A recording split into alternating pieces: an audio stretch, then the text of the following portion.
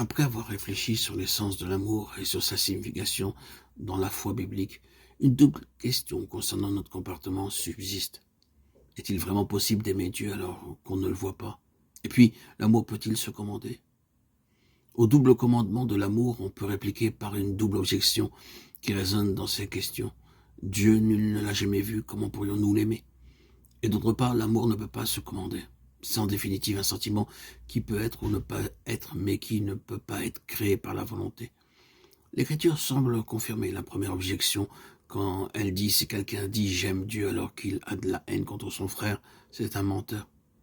En effet, celui qui n'aime pas son frère, qu'il voit, est incapable d'aimer Dieu qu'il ne voit pas. 1 Jean 4:20. Mais ce texte n'exclut absolument pas l'amour de Dieu comme quelque chose d'impossible. Au contraire, dans le contexte global de la première lettre de Jean qui vient d'être citée, cet amour est explicitement requis. C'est le lien inséparable entre amour de Dieu et amour du prochain qui est souligné.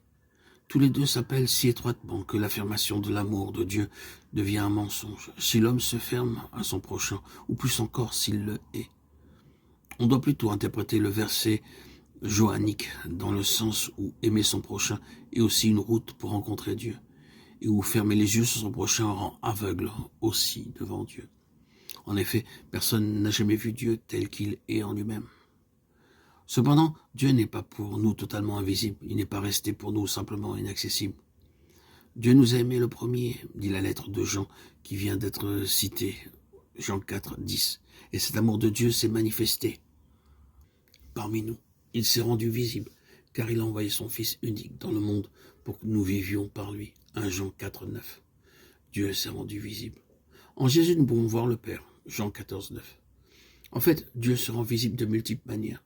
Dans l'histoire d'amour que la Bible nous raconte, il vient à notre rencontre, il cherche à nous conquérir, jusqu'à la dernière scène, jusqu'au cœur transpercé sur la croix, jusqu'aux apparitions du récité et aux grandes œuvres par lesquelles, à travers l'action des apôtres, il a guidé le chemin de l'Église naissante. Et de même par la suite, dans l'histoire de l'Église, le Seigneur n'a jamais été absent. Il vient toujours de nouveau à notre rencontre, par des hommes à travers lesquels il transparaît, ainsi que par sa parole, dans les sacrements spécialement, dans l'Eucharistie, dans la liturgie de l'Église, dans sa prière, dans la communauté vivante des croyants, nous faisons l'expérience de l'amour de Dieu. Nous percevons sa présence et nous apprenons aussi de cette façon à la reconnaître dans notre vie quotidienne. Le premier, il nous a aimés et il continue de nous aimer le premier. C'est pourquoi nous aussi, nous pouvons répondre par l'amour. Dieu ne nous prescrit pas un sentiment que nous ne pouvons pas susciter en nous-mêmes. Il nous aime, il nous fait voir son amour et nous pouvons l'éprouver. Et à partir de cet amour premier de Dieu, en réponse, l'amour peut aussi jaillir en nous.